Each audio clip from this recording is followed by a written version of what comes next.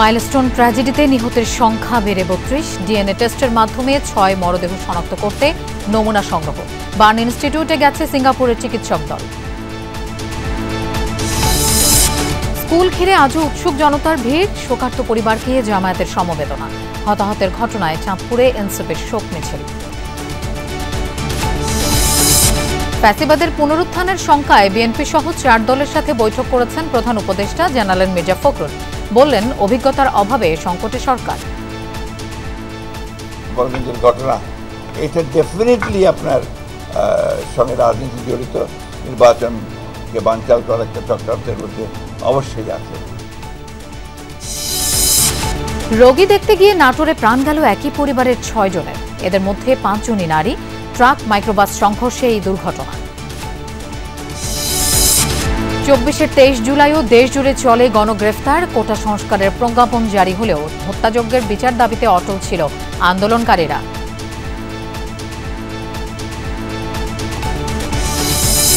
ইসরায়েলের অবরোধের কারণে গাজায় দুর্ভিক্ষ পরিস্থিতি, না খেতে পেয়ে ২৪ ঘণ্টায় ১৫ জনের মৃত্যু। তেল আবিবের বিরুদ্ধে বিশ্বজুড়ে নিন্দার ঝড়।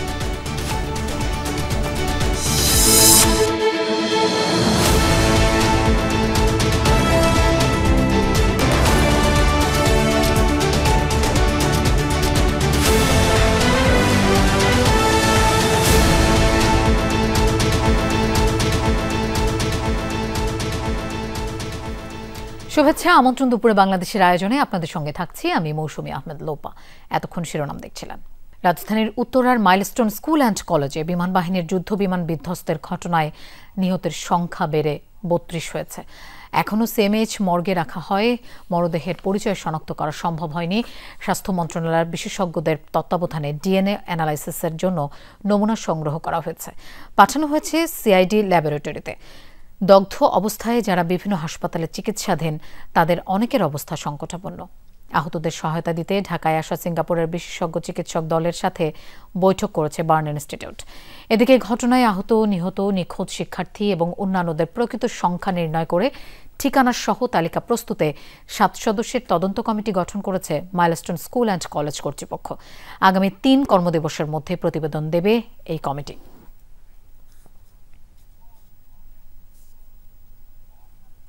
রাজধানীর দিয়াবাড়ির মাইলস্টোন স্কুল অ্যান্ড কলেজে ভয়াবহ বিমান দুর্ঘটনার 3য় দিনেও অনেকেই আসছেন স্কুলের সামনে।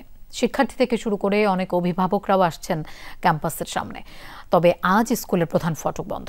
দর্শনার্থী, সাংবাদিক কাউকেই ভেতরে প্রবেশ করতে দেওয়া হচ্ছে না। স্কুলের ভেতরে আইনশৃঙ্খলা রক্ষাকারী বাহিনী মোতায়েন রয়েছে। তবে শিক্ষকদের স্কুলে প্রবেশ করতে দেখা গেছে। শিক্ষার্থীরা তাদের ক্যাম্পাসের উপর দিয়ে নো ফ্লাই জোন ঘোষণার দাবি জানালেন তারা এখনও ট্রমার মধ্যে আছেন। এদিকে আগামী রোববার পর্যন্ত স্কুলের একাডেমিক কার্যক্রম বন্ধ থাকবে বলে জানিয়েছেন মাইলস্টোন স্কুল অ্যান্ড কলেজের প্রভাষক সাইফুল ইসলাম। স্কুল খোলার বিষয়ে পরবর্তীতে সিদ্ধান্ত জানানো হবে। মৃতের সংখ্যা নিয়ে যা শোনা যায় তা সত্য নয়, তবে তদন্ত কমিটি এ বিষয়ে কাজ করছে বলেও জানান তিনি।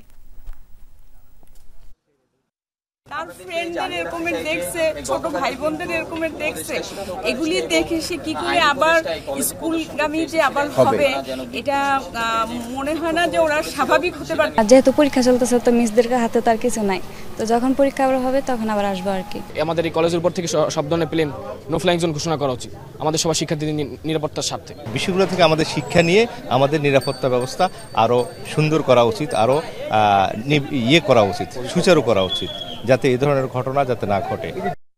মাইলস্টোন স্কুল অ্যান্ড কলেজে বিমান দুর্ঘটনায় নিহতের সংখ্যা নিয়ে কাউকে বিচলিত না হওয়ার আহ্বান জানিয়েছেন গভর্নিং বডির চেয়ারম্যান মমতাজ বেগম। যমুনা টিভিকে তিনি জানান, হতাহতদের তালিকা নিয়ে কমিটি কাজ করছে। এরপর সকল সন্দেহ দূর হয়ে যাবে বলে আশা প্রকাশ করেন তিনি। জানান, শিক্ষার্থীদের কাউন্সেলিংয়ের ব্যবস্থা করা হচ্ছে।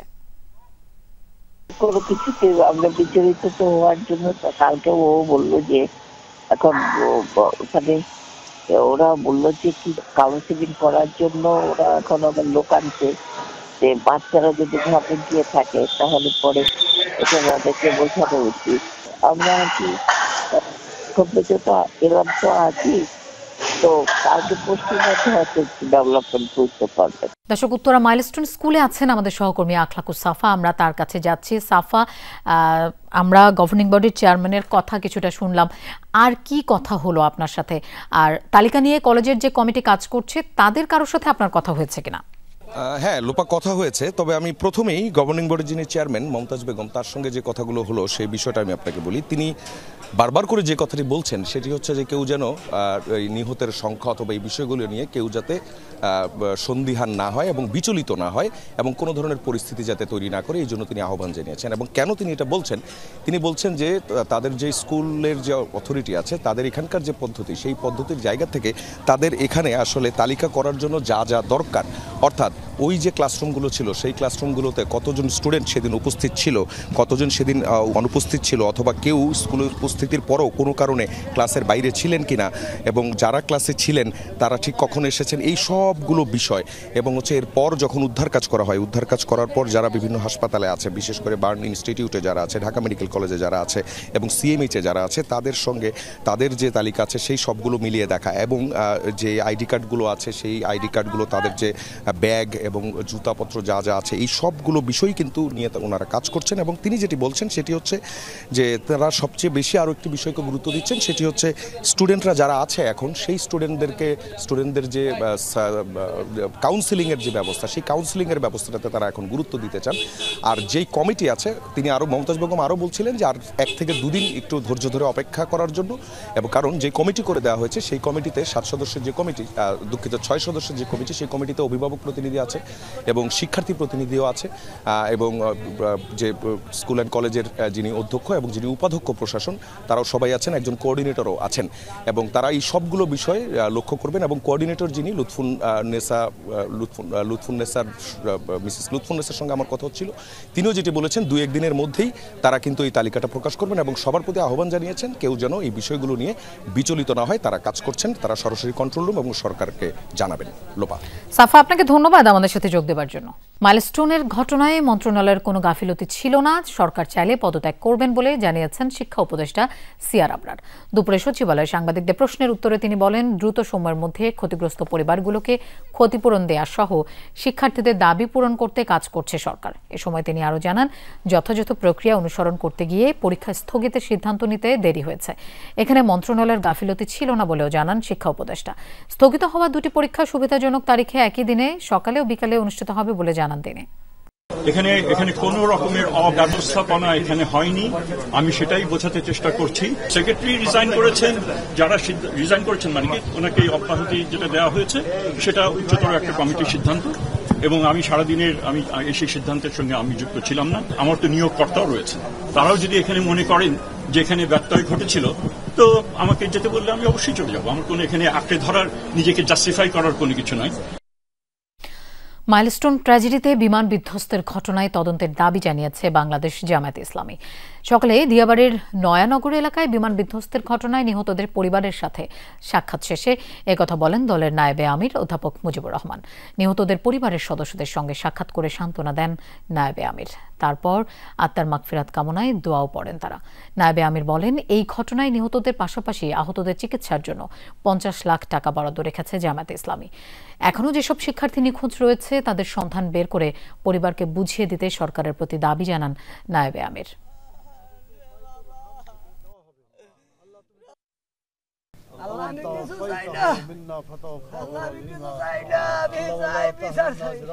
এই পরিবারগুলোর খোঁজ খবর নিয়ে কারা কি অবস্থায় আছে, কার কোন ধরনের চিকিৎসা দরকার, সে ব্যাপারে তথ্যটা নিয়েই ইতিমধ্যে কাজ শুরু হয়ে গেছে। যেমন এখানে আমরা তালিকা তৈরি করছি এবং আজকে আমি এসে ডাইরেক্ট ময়দানে খোঁজ খবর নেওয়ার চেষ্টা করছি। কোথাও আওয়ামী লীগ মাথাচাড়া দিলে বিএনপি জামায়াত সহ ইসলামী দলগুলোকে নিয়ে ঐক্যবদ্ধভাবে তাদের প্রতিহত করা হবে। চাঁদপুরে জুলাই পদযাত্রা কর্মসূচির পথসভায় এমনটা বলেছেন এনসিপির উত্তরাঞ্চলের মুখ্য সংগঠক সার্জিস আলম। রাজধানীতে বিমান বিধ্বস্তে হতাহতের ঘটনায় রাষ্ট্রীয় শোক পালন শেষে আজ থেকে আবারও শুরু হয়েছে জাতীয় নাগরিক পার্টি এনসিপি জুলাই পদযাত্রা। মাইলস্টোন ট্র্যাজেডিতে নিহতদের স্মরণে সকালে চাঁদপুর পানি উন্নয়ন বোর্ডের সামনে থেকে বের হয় শোক মিছিল। পরে শহরের বাসস্ট্যান্ড এলাকায় হয় পথসভা। এ সময় স্বাস্থ্য উপদেষ্টার পদত্যাগ দাবি করেন এনসিপির দক্ষিণাঞ্চলের মুখ্য সংগঠক হাসনাত আব্দুল্লাহ।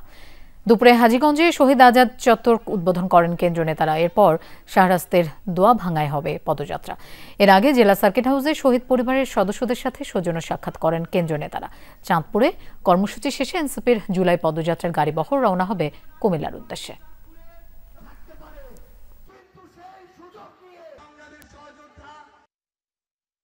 বিরোধী যারা লড়াই করেছি, মত পার্থক্য থাকতে পারে, কিন্তু সেই সুযোগ নিয়ে আওয়ামী লীগ এবং তাদের দোসর আমাদের মধ্যে ঢুকে অরাজকতা তৈরি করবে, সেই সুযোগ আমরা এই বাংলাদেশে আর দিব না। ডক্টর মোহাম্মদ ইউনূসের স্বজনপ্রীতির সবচেয়ে বড় এক্সাম্পল হচ্ছে স্বাস্থ্য উপদেষ্টা। স্বাস্থ্য উপদেষ্টার অনীতিবিলম্বে এই জনগণের যে টাকা পয়সা উনি বেতন দিছে সেগুলো রাষ্ট্রকার কোষাগারে জমা দিয়ে ওনার অনীতিবিলম্বে পদত্যাগ করা উচিত। এনসিপির জুলাই পদযাত্রার সম্পর্কে জানবো। আমাদের সাথে যোগ দিচ্ছেন সহকর্মী কাদের পলাশ। পলাশ, এনসিপির পদযাত্রার গাড়িবহর এখন কোথায় আছে আর কি কি কর্মসূচি রয়েছে আজকে তাদের?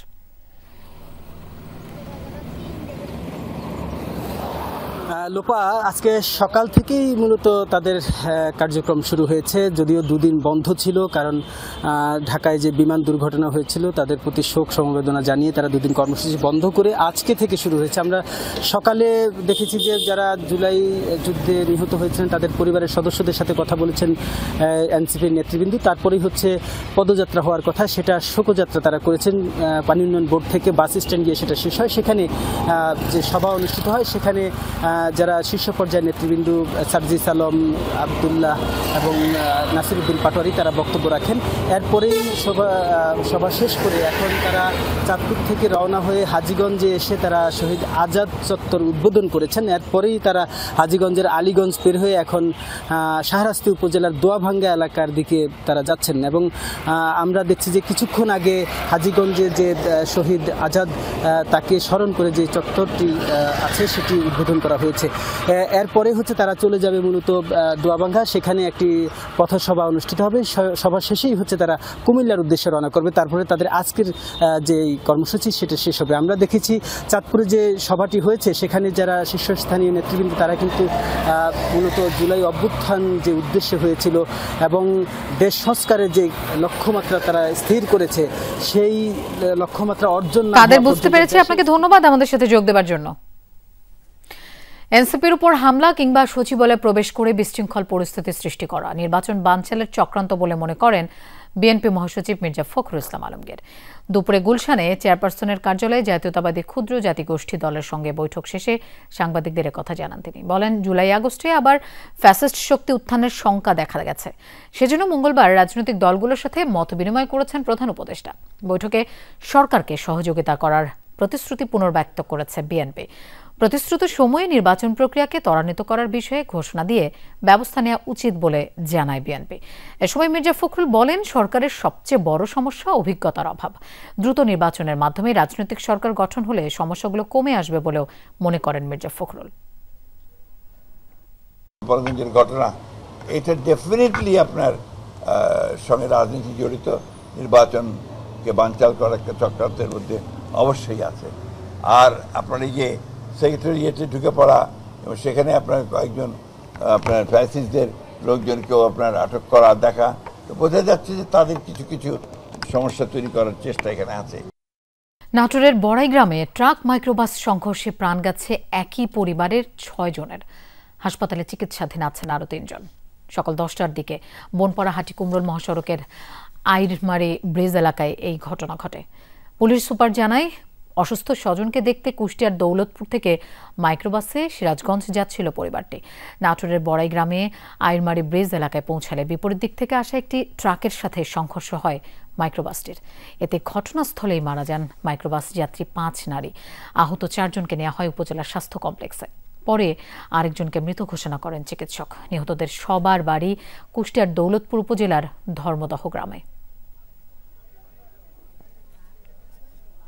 বনপাড়ার দিক থেকে ছেড়ে আসা একটি মাইক্রোবাস আর ঢাকার দিক থেকে ছেড়ে আসা একটু ট্রাক মুখোমুখি সংঘর্ষ হয়। মাইক্রোবাসের 5 জন যাত্রী ঘটনাস্থলে মারা যায় আর অন্যদের উদ্ধার করে চিকিৎসার জন্য বড়াইগ্রাম উপজেলা স্বাস্থ্য কমপ্লেক্সে প্রেরণ করা হয়েছিল। তাদের মধ্যেও একজন মারা গেছে। বাড়ি দৌলতপুর কুষ্টিয়া, এরা একটা রুগী দেখার জন্য সিরাজগঞ্জের দিকে যাচ্ছিল। 4 লাইন করলে অ্যাক্সিডেন্টটা কমবে আমি মনে করি, কারণ এত বড় দুর্ঘটনা হয়, এর আগে 29 জন একসাথে মারা গেছে। নির্বাচন কমিশন, দুর্নীতি দমন কমিশন সহ সাংবিধানিক ও সংবিধিবদ্ধ প্রতিষ্ঠানে নিয়োগের বিধান নিয়ে রাজনৈতিক দলগুলোর সাথে আবারও সংলাপে বসেছে জাতীয় ঐকমত্য কমিশন।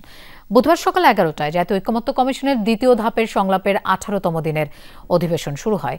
এতে অংশ নিয়েছে বিএনপি, জামায়াত, এনসিপি সহ সবকটি রাজনৈতিক দলের প্রতিনিধিরা। সংলাপের শুরুতে মাইলস্টোন স্কুল অ্যান্ড কলেজে বিমান বিধ্বস্তের হতাহতের ঘটনাকে কেন্দ্র করে শিক্ষার্থী ও অভিভাবকদের প্রতিবাদ কর্মসূচিতে আইনশৃঙ্খলা বাহিনীর হামলার প্রতিবাদে সংলাপ থেকে 10 মিনিটের প্রতীকী ওয়াকআউট করে সিপিবি, বাসদ ও বাংলাদেশ জাসদ। পরে সভার শুরুতে বক্তব্য রাখেন কমিশনের সহসভাপতি অধ্যাপক আলী রিয়াজ। আশা প্রকাশ করেন খুব শীঘ্রই সাংবিধানিক ও সংবিধিবদ্ধ প্রতিষ্ঠানে নিয়োগের বিধান নিয়ে সিদ্ধান্তে পৌঁছানো সম্ভব হবে। আমাদের এখানে 5টি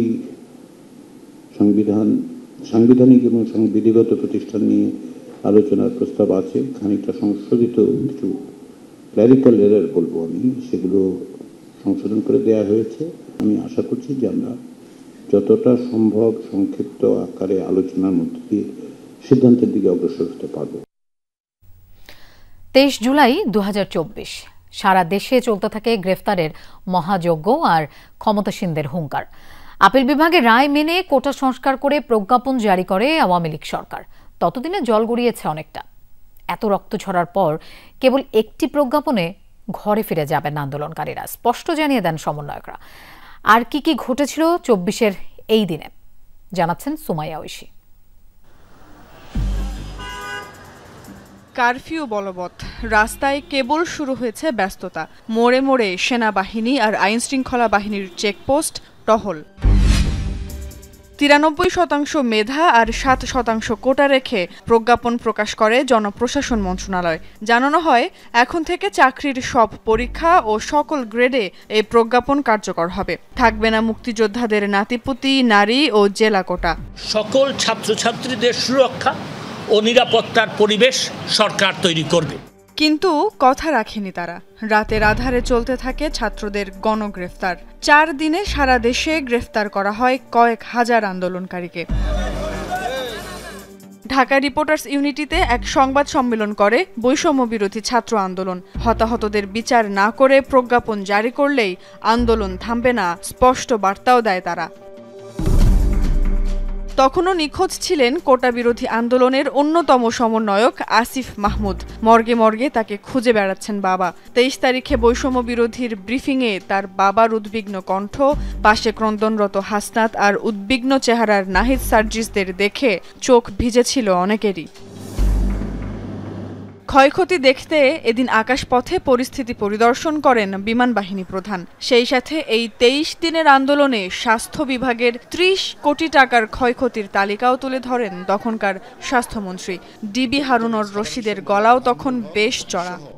অসংখ্য নেতা তারা নেতৃত্ব দিয়েছিল, তারেক জিয়ার কাছ থেকে সরাসরি তথ্যটি আসতো। গ্রেফতার, হত্যার মহাযজ্ঞে দেশ যখন রণক্ষেত্র, তখন শেখ হাসিনা এক লিখিত বিবৃতিতে অসহায় খেটে খাওয়া মানুষদের পাশে দাঁড়াতে আওয়ামী লীগ নেতাকর্মী আর বিত্তবানদের এগিয়ে আসার আহ্বান জানান। এত কিছুর মধ্যেও আসার কথা হলো এদিন রাত 9টা থেকে সীমিত পরিসরে চালু হয় ব্রডব্যান্ড ইন্টারনেট সেবা। ইন্টারনেট চালুর পর ভয়াবহতার চিত্র আরও স্পষ্ট হয়ে ওঠে, বাড়তে থাকে ক্ষোভের আগুন। সুমাইয়া ঐশী, যমুনা নিউজ, ঢাকা। সন্ত্রাসীদের অভয়ারণ্য চট্টগ্রামের খতিবের হাট। দিনে রাতে প্রকাশ্যে চলে অস্ত্রবাজি। সন্ত্রাসীদের 2 গ্রুপের দৌড়াতে অতিষ্ঠ স্থানীয়রা। ভাইরাল ভিডিও দেখে এক গ্রুপের আস্তানায় অভিযান চালিয়ে 10 জনকে আটক করেছে পুলিশ। তবে ধরা পড়েনি 2 বাহিনীর প্রধান, উদ্ধার হয়নি অস্ত্র।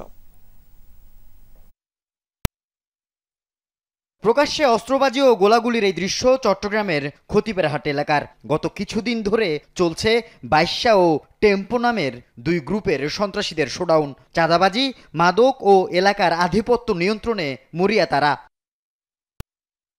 সামাজিক যোগাযোগ মাধ্যমে ভিডিওটি ছড়িয়ে পড়ার পর বাইশা আস্তানায় অভিযান চালিয়ে 10 জনকে আটক করে চান্দগাঁও থানা পুলিশ।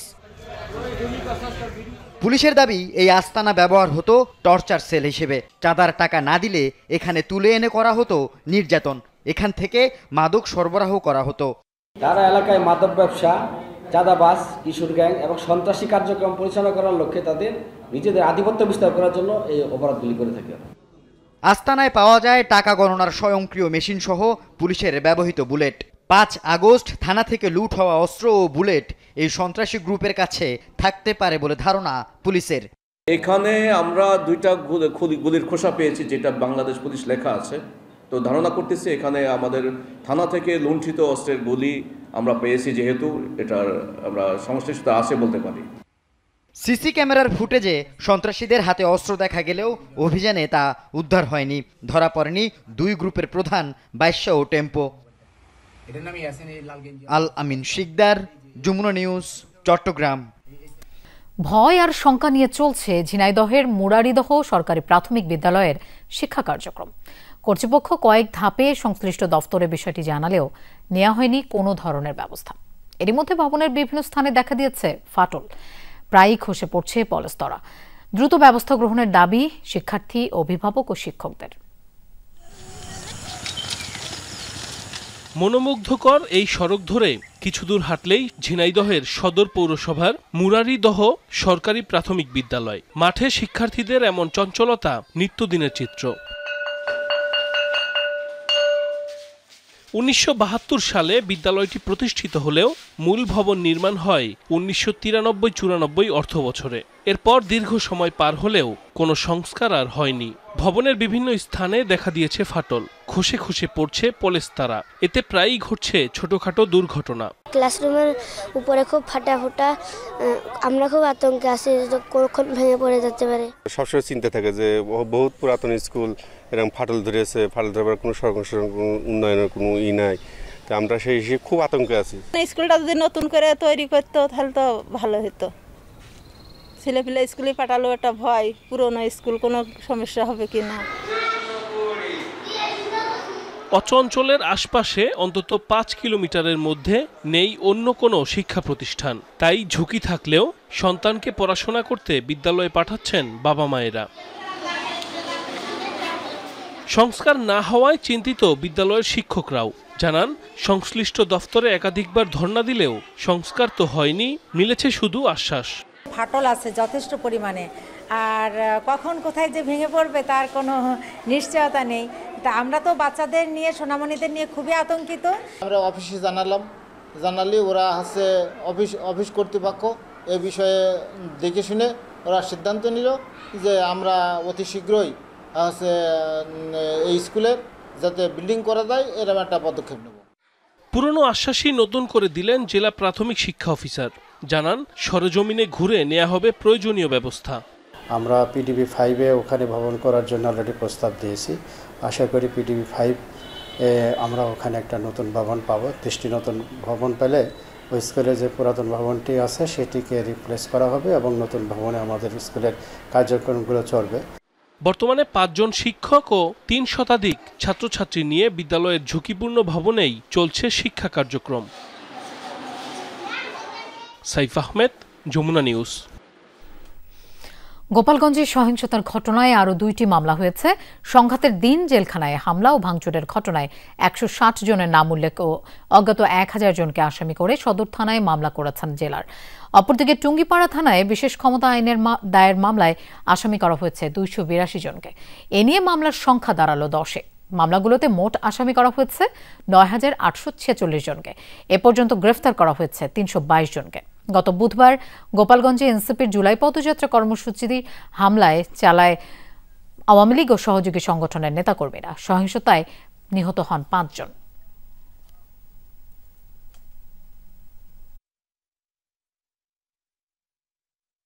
গোপালগঞ্জে রেললাইন থেকে অজ্ঞাত এক ব্যক্তির মরদেহ উদ্ধার করেছে পুলিশ। সকালে সদর উপজেলার চেঁচানিয়াকান্দি এলাকা থেকে মরদেহ উদ্ধার করা হয়। পুলিশ জানায়, নিহত ব্যক্তির মাথায় ভারী কিছু দিয়ে আঘাতের চিহ্ন রয়েছে। প্রাথমিক ধারণা, রাতের কোনো এক সময় হত্যার পর রেল লাইনের উপরে মরদেহ ফেলে যায় কেউ। ময়নাতদন্তের জন্য মৃতদেহ সদর হাসপাতালের মর্গে পাঠানো হয়েছে।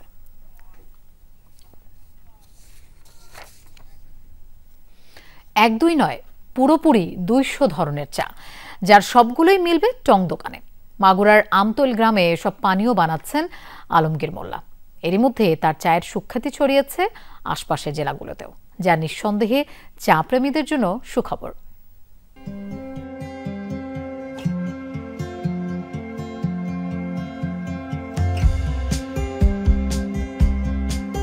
চা ছাড়া সকাল যেমন ভাবাই যায় না, তেমনি বিকেল মানেই চায়ের চুমুকে নিজেকে খুঁজে পাওয়া।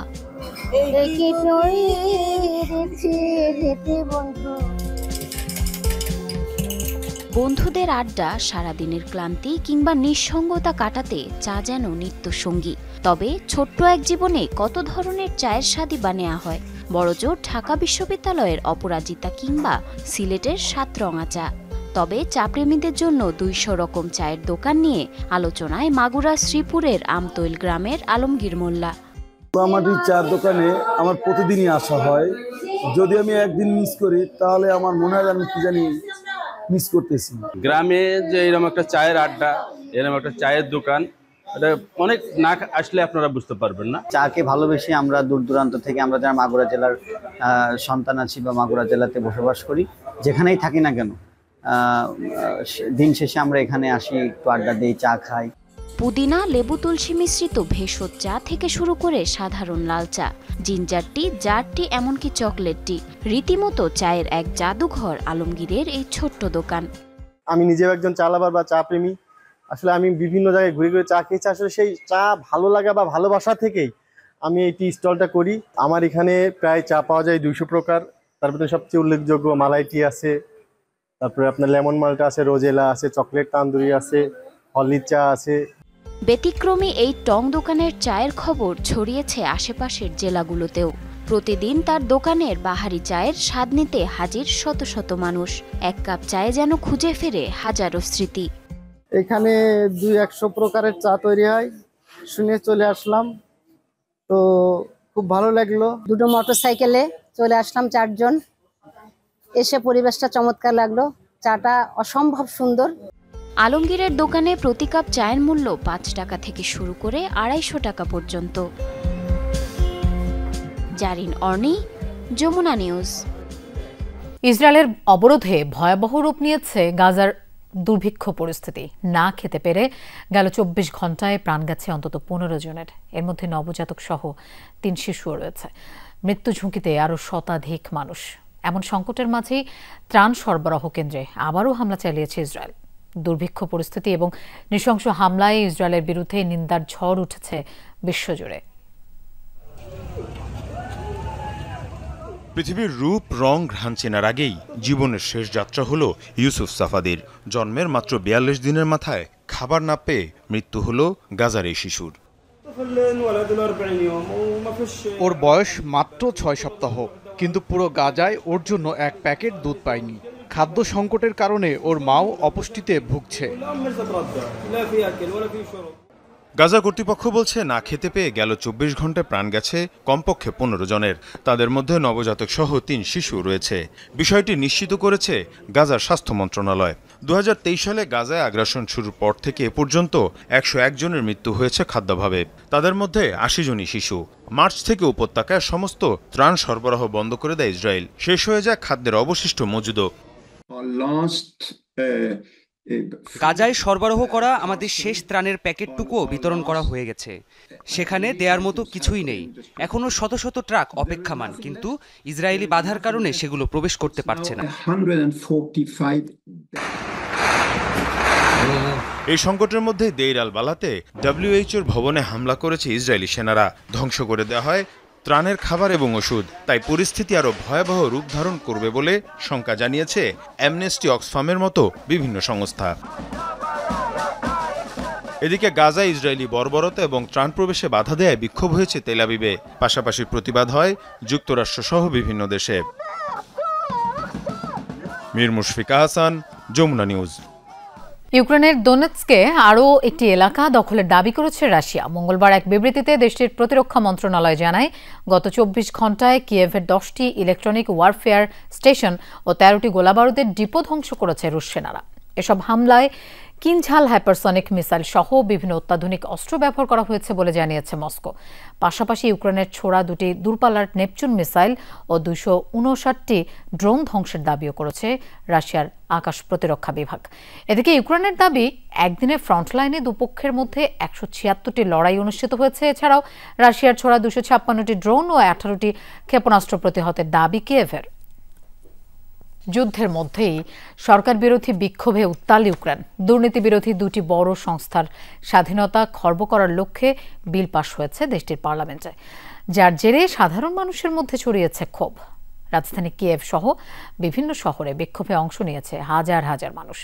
রাশিয়ার সাথে যুদ্ধ শুরুর পর গত 3 বছরে এটি দেশটিতে প্রথম সরকার বিরোধী বিক্ষোভ। ক্ষুব্ধ জনতার বিক্ষোভের এই দৃশ্য যুদ্ধবিধ্বস্ত ইউক্রেনের। রাশিয়ার সাথে চলমান যুদ্ধের মধ্যেই বিতর্কিত এক বিল নিয়ে ক্ষোভে ফুঁসে উঠেছে ইউক্রেনের সাধারণ মানুষ।